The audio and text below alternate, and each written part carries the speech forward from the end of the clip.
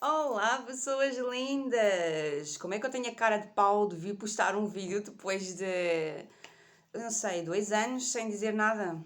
Passou-se muita coisa que tenho que partilhar com vocês porque sobre o meu síndrome de salvadora, não é?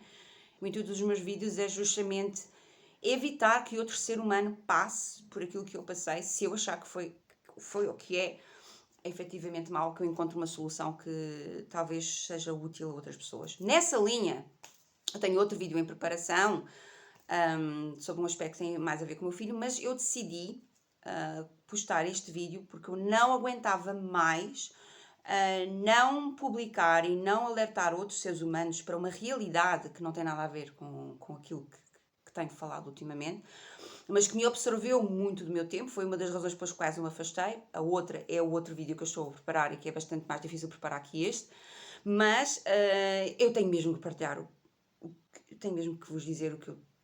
Isto. Dinheiro, eu acho que dinheiro é um assunto mais sensível que existe no mundo.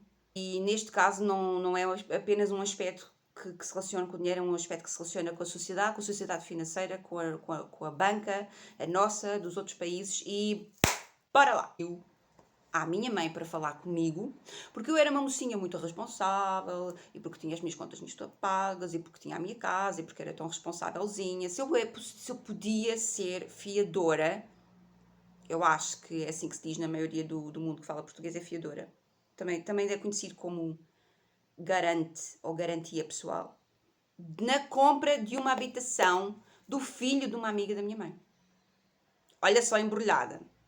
Bom, já nessa altura, porque sim, o síndrome de Salvador vem desde essa altura, vem de muito antes. Eu queria salvar pessoas, eu queria que todas as pessoas tivessem oportunidades e no que eu pudesse ajudar. Também é uma questão de autoestima. Eu sempre acreditei que aquilo que nós fazemos de bom pelas pessoas retorna para nós e continuo a acreditar, atenção, eu continuo a acreditar. Mesmo depois do que eu vos vou contar, que é o fim do mundo, eu continuo a acreditar piamente nisso. Não estou a dizer que fazia a mesma coisa, estou a dizer que continuo a acreditar que ajudar as pessoas é uma coisa boa. E o problema aqui não foi de facto ajudar a pessoa, porque eu fui fiadora na compra dessa casa sem conhecer sequer o rapaz. Os anos passaram, a vida continuou, as coisas não correram assim tão bem para esse rapaz e alguns, uns 12 anos mais tarde, ele deixou de pagar o seu empréstimo definitivamente. Agora é assim, aqui entra o grande pormenor, ok? Já é cenário mau o suficiente, e nós pensamos, é um cenário mau, é o pior cenário, quando a pessoa deixa de pagar e nos chama, olha, você é fiadora, você vai ter que pagar no lugar dele. Isso pensamos que é o pior cenário. Mas a mim não aconteceu isso. Ninguém me chamou para eu pagar. E eu continuei a viver a minha vida como se... com os dramas que todos nós conhecemos. Em 2012 estávamos numa crise mundial, em Portugal não é exceção, profunda. Em 2013 eu fiquei sem emprego, eu tive que encontrar o meu próprio emprego. Confusão. A vida continuou, não é? E eu na luta, com os meus empréstimos, as minhas hipotecas, com tudo mais, sem saber que estava uma bomba atómica em preparação em laboratório. Em 2014, há um dia que eu recebo uma carta feia. Eu vou tentar colocar aqui a carta, não sou muito de colocar aqui coisas, não sei muito bem, mas eu vou colocar aqui a carta de uma maneira, para vocês verem mais ou menos o aspecto daquilo. Uma carta feia com um aviso, uma coisa assim, oficial. Eu disse, meu Deus, eu fui presa. Será que acham que eu matei alguém? O que é isso? É um aviso, não tinha a carta. Não é? Eu fui levantar o aviso nos correios e vem então uma carta mais feia do que o aviso. E eu abro a carta e eu vim desde os correios, o caminho todo até casa, que não era assim uma distância muito longa, a tremer e ler. Uma carta tinha umas 30 páginas. A ler e a tremer e a dizer assim, não, isto não é para mim, isto só pode ser engano, eu não percebo nada disto. Bem, o que é que dizia a carta? Vamos acelerar, nunca mais acabamos de contar a história. Era um banco que estava a executar-me num valor de 64.240 qualquer coisa euros Pá, 65 mil euros. Assim, para pôr as coisas em perspectiva, é o valor de uma casa. Na altura era, agora acho que duplicaram o valor, não é? Mas na altura era o valor de uma casa. Casa. E eu tinha 10 dias para pagar esse valor. Porque senão vinham correr atrás de mim por tudo. Salário, o que eu tivesse, bens, etc. Em Portugal, não há as limitações que existem em outros países do mundo. É do tipo morada de família, a casa onde você vive, o seu único carro, a conta bancária até ao último cêntimo. Eles podem ficar com tudo. Você fica na rua. Em Portugal é assim. É o céu. Portugal é o céu. É tão bom viver aqui. É tão bom viver aqui. Bom, eu sabia disso. Porque o meu trabalho, antes de ficar desempregada, porque estamos em 2014, em 2014 eu estava desempregadíssima. Na luta de ter o meu próprio emprego, criar o meu próprio emprego, que criei, isso é outra história. Mas, além disso, eu estava desempregadíssima. Mas antes, porquê que eu estava desempregada? Porque a empresa onde eu trabalhava era uma empresa de cobranças, que trabalhava em planos de pagamento para cidadãos, desculpem, eu qualquer dia não sei falar nada, ingleses, britânicos, era uma empresa britânica. Com o crash de uma série de bancos no Reino Unido, ela fechou, porque quem pagava as comissões eram os bancos que queriam reaver o seu dinheiro. Eu trabalhava nessa empresa. Por isso, eu estava indiretamente desempregada por causa desse boom, desse crash financeiro. Portanto, eu sabia o que é que aquilo significava. Aquilo fazia parte desse bolo de muitas pessoas que ficaram sem emprego e deixaram de conseguir pagar as suas responsabilidades. Eu só não sabia como é que eu conseguia pagar aquela. E mais, eu não sabia onde é que eu tinha estado para só naquela fase chegarem em mim. E é aqui que reside a questão. E é essa a guerra onde eu estou há 8 anos. Estamos em 2022, não é? E eu continuo nessa guerra a tentar abanar pessoas e convencer juízes de uma coisa que eu não tenho que convencer. Que é, eu não tinha só o dever de pagar. Eu tinha o direito de ser informada. Ok? Fosse o que fosse que tivesse a dever. O homem não estava a dever 60 mil euros. O homem estava a dever 2 mil euros, 3 mil, 5 mil, eu não sei. Eu tinha que chegar lá e pagar. E acabava com isso de uma vez. E havia um mundo inteiro de soluções. Em Portugal, estamos novamente no céu. Nós estamos no céu da legislação e da proteção ao cidadão. Ok? Não. Estamos na Idade Média.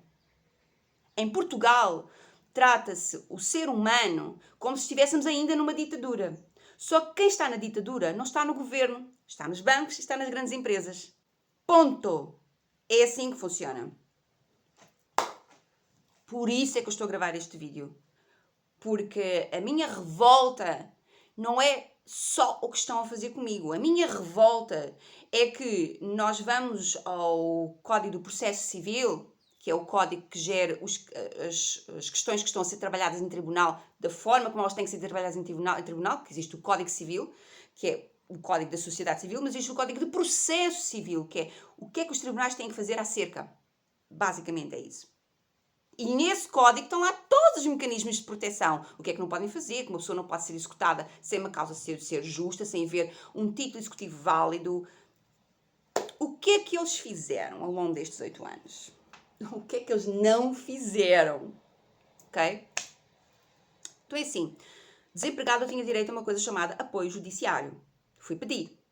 Atribuir uma defesa oficiosa, aliás, uma não, N defensores oficiosos, cada um deles com a sua opinião pessoal, mas nenhuma dessas opiniões era a meu favor, portanto, eu não tinha defesa nenhuma. Quem teve que se fechar numa faculdade, estudar os códigos dia e noite, fui eu. Eu é que tive que bolar a minha defesa, insistia com os advogados um por um, porque entanto eles iam substituindo, saía uma, entrava outra, saía uma, entrava outra. E enquanto isso, o processo em tribunal já não eram 65 mil euros. Era esse valor mais os juros que estavam a render. Imagina.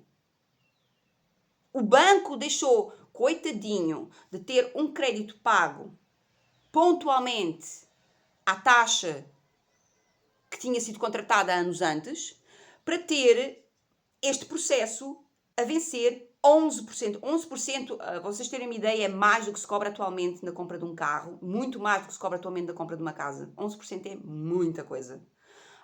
E é essa taxa que me está a ser cobrada, mais custos, mais custos do agente de execução, tal, durante todo o tempo e durante todo esse tempo. E durante todo esse tempo eu não tenho feito mais nada senão guerra, guerra, guerra, guerra. E era uma guerra desnecessária, porque existe, novamente, o nosso Estado brilhante que protege o cidadão. Legislação que diz ipsis verbis o que é que o banco pode e não pode fazer. E o que é que o tribunal deve e não deve fazer. Quando chega lá, à barra do tribunal, um processo que diz esta pessoa deve. A primeira pergunta que tem que ser perguntada, ou que deve ser perguntada é: e o que é que você fez para cobrar? Você cobrou? E o que é que ele diz? Sim, eu cobrei e ela não pagou. Mentira. Não se pode mentir. Chama-se... Vocês podem consultar advogados. Enfim, eu já tenho isto na ponta da língua, eu não sou advogada, pelo amor de Deus, mas isto é litigância má-fé. Litigância má-fé é quando você alega uma coisa que é mentir. É mentir. É mentir. É uma palavra, é uma forma cara de dizer mentira. E eles mentiram. Só que assim, eles não estão a fazer isto só comigo, eles estão a fazer comigo e com uma porção de pessoas que se provavelmente umas saíram do país, foram ganhar dinheiro no outro lado e, portanto, eu até hoje estou a pagar uma dívida que não é minha, mas a questão não é estar a pagar a dívida que não é minha, a questão é eu tinha que ter pago aquilo que estava em dívida há anos atrás e não a totalidade da casa, que entretanto, por menor, essa casa já não existe, essa casa foi vendida. Nem se sabe em que circunstâncias, por quanto é que ela foi vendida, e eles continuam a perseguir-me com o remanescente da dívida, que não se sabe exatamente quanto é. É um valor, mas depois não é bem esse, é mais não sei quanto, você não sabe exatamente quanto é que é. Bom, quero o destino que eu perceba alguma coisa de matéria.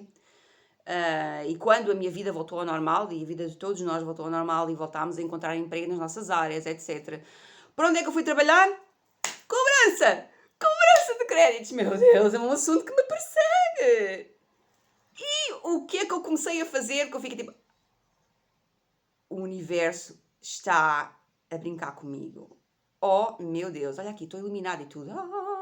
Olha, é assim, eu comecei a trabalhar numa carteira de dívida, que é assim que se chama, para cobrar clientes do banco que me tinha executado.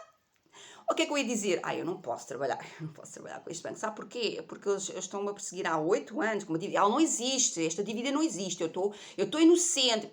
Você vai dizer isso? Claro que não, vai ficar calada. Eu vou agir no melhor da minha habilidade. E o agir no melhor da minha habilidade foi ter formação numa linha de crédito onde me dizem como é que eu vou enganar as pessoas. Pelo amor de Deus! Não é assim que te vão dizer, não é? O que eles dizem é, olha, está aqui, a pessoa deve 200 mil euros. 200 mil euros, oh meu Deus. Mas já, peraí, isto é um crédito à habitação. Onde é que está a casa? Casa? Qual casa? Não tem que ter uma casa, é um crédito à habitação, não é? Onde é que está a casa? Então, inicialmente eram 200 mil euros, mas a casa foi vendida, não foi? Bom, não interessa! Opa, já entendi tudo. Resumindo e concluindo, eu percebi. Os bancos não querem, não podem, admitir que têm tanto incumprimento assim. Mesmo aqueles que eles próprios provocaram, que foi o caso, porque aqui não havia incumprimento nenhum, se eles tivessem batido à minha porta, fosse o que fosse, imagina, dizem, olha, você paga ou estes 3 mil euros ou 5 mil euros, ou nós vamos atrás de si a vida toda por 60 mil, 90 mil daqui a alguns anos. Você vai pagar logo aquilo, nem que... Você paga. E era isso que ia acontecer. E isso não aconteceu. Estou iluminada novamente. Estão a ver? Isto é espírito. Olha, é assim. Isso não aconteceu. Não foram cobrar. Não lhes interessa comunicar aos bancos centrais, ou ao banco, neste caso Portugal, o banco do seu país, que tem assim tanto incumprimento. Então descobriram uma maneira muito melhor de resolver isso. Além de que a legislação, desde a última crise, apertou para os bancos muito, mundialmente, para não serem tão corruptos, para não litigar tanto de má fé. Adoro!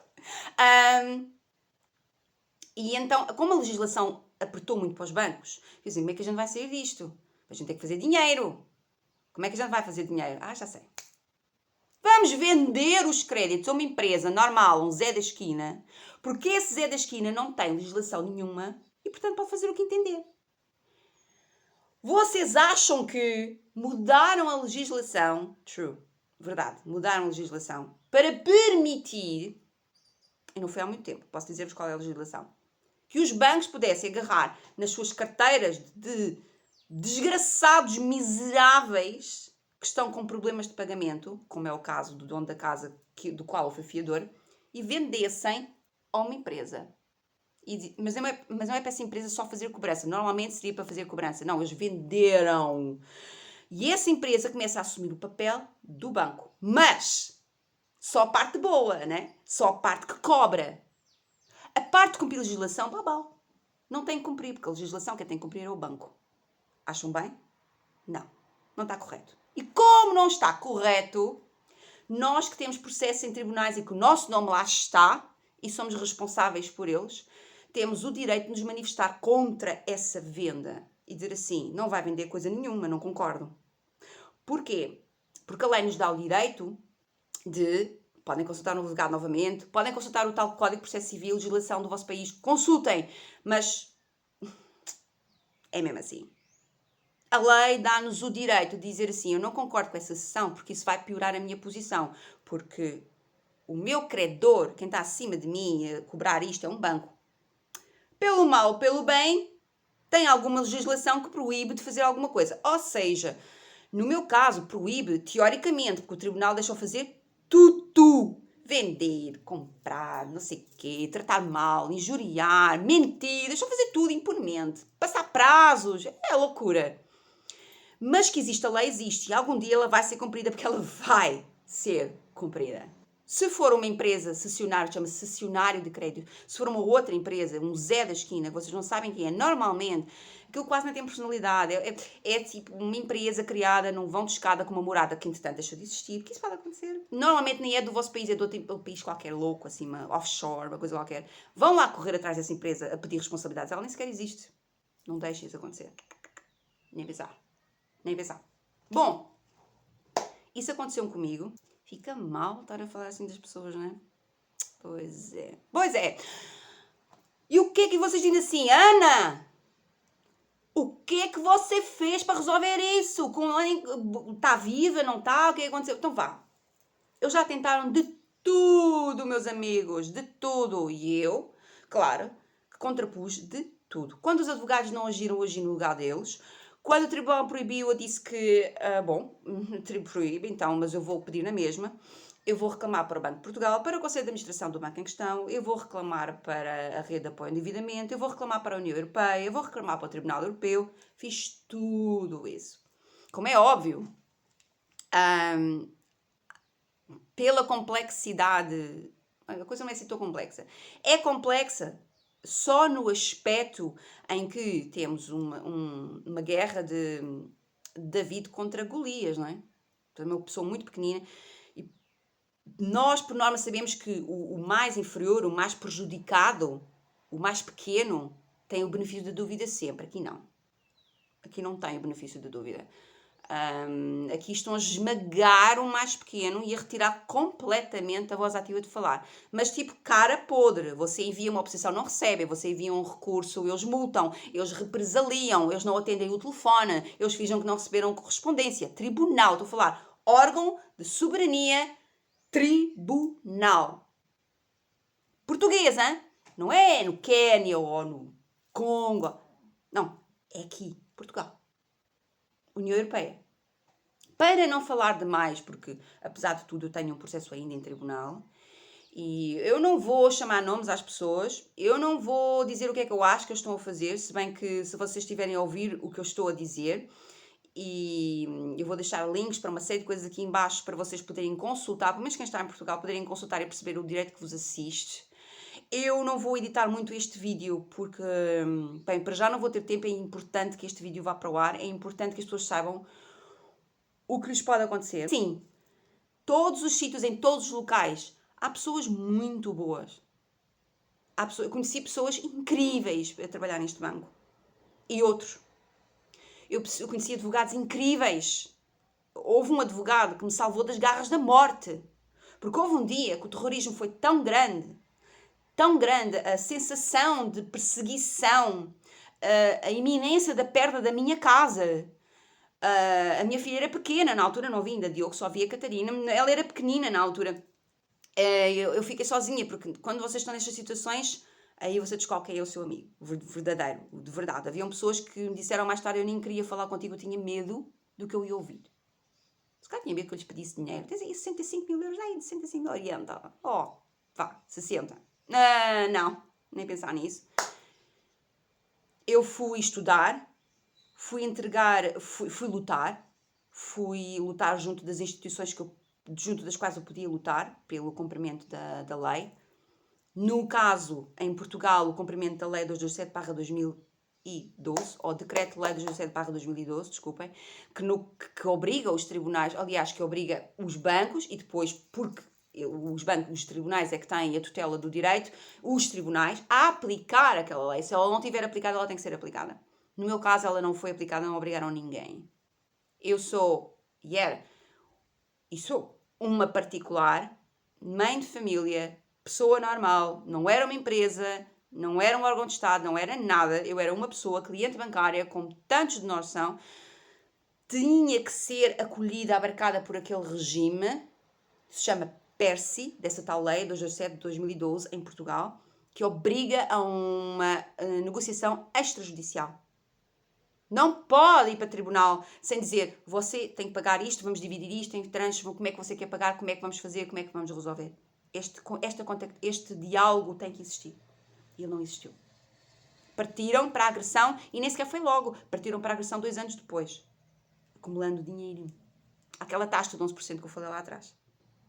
Cabe-vos a vocês tirar as vossas próprias conclusões dos nomes que isso tem. Estamos aí. Estamos vivos, continuamos na luta. Se alguém estiver a ouvir em relação ao processo em questão, que é bem provável porque eu tenho spyware no meu computador, já enviaram vírus para o meu computador, sei lá, já fizeram uma porção de coisas, falar a sério, é mesmo muito grave. Eu não tenho medo de vocês.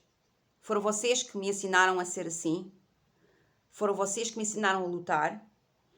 Eu conheci pessoas como vocês, pessoas menos, muito poucos seres humanos, mas conheci pessoas incríveis que me ensinaram tudo o que eu sei hoje, que me abriram o caminho, e pessoas que estão do lado oposto a vocês. E numa nota mais pessoal, olha, karma é uma coisa que existe, karma existe. O vosso processo executivo pode levar o meu dinheiro, mas não leva a minha vida. Não leva o meu coração. Ok? Um advogado, quando eu estava em desespero, dizia, meu Deus do céu, como é que eu livro a minha filha disto? Um complexo culpa enorme. A minha filha a sofrer juntamente comigo por causa daquilo, porque eu chorava todos os dias. Na altura, 2014, 2015, era uma guerra, eu discutia, eu telefonava e gritava com as pessoas, porque não era possível o que estava a acontecer, era inacreditável.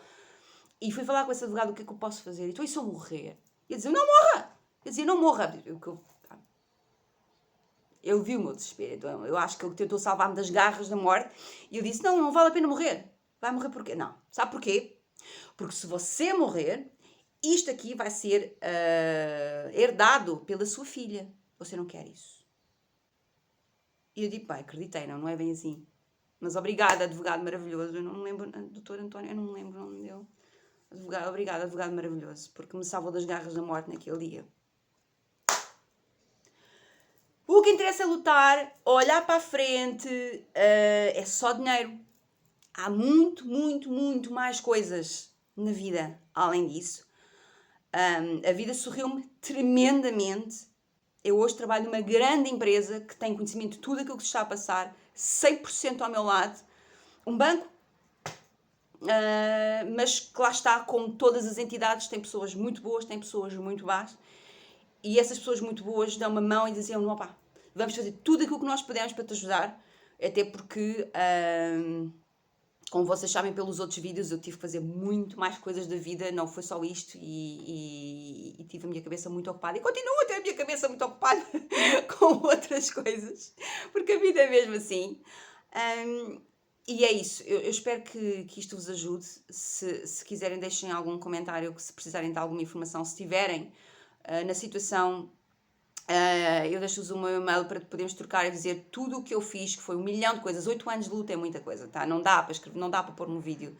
Estava aqui a falar até amanhã e não contava tudo aquilo que eu fiz, tá? Beijinhos muito, muito, muito grandes.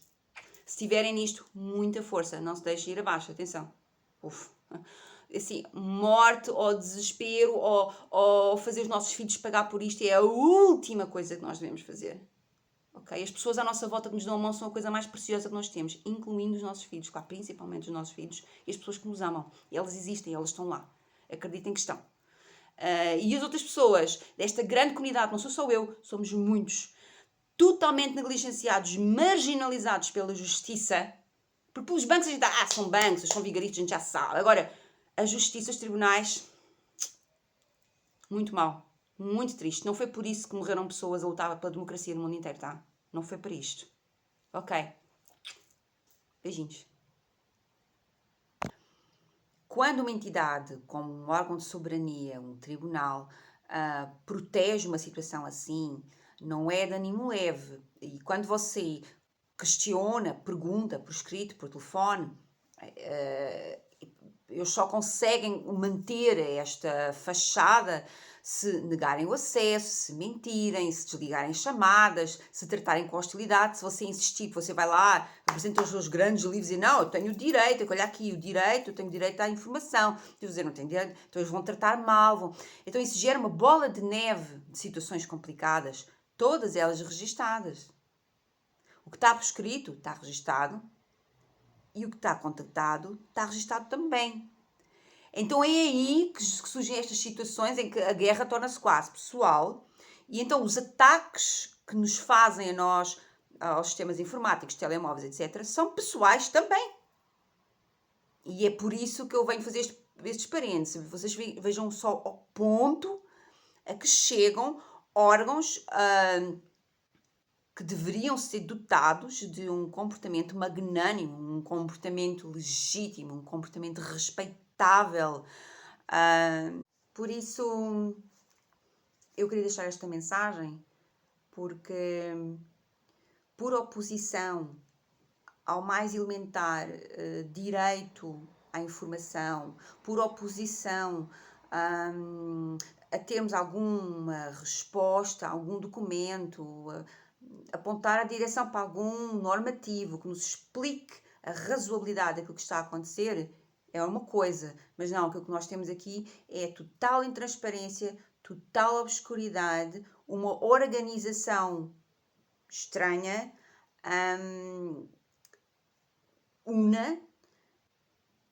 na defesa do não acesso à informação, uma barreira à informação, uma barreira à comunicação, uma barreira ao diálogo. O que nos diz que há qualquer coisa estranha. Não é assim que é suposto ser. E não é assim que é, infelizmente, a maioria dos casos. De qualquer forma, aqui fica o alerta e agora sim, fui.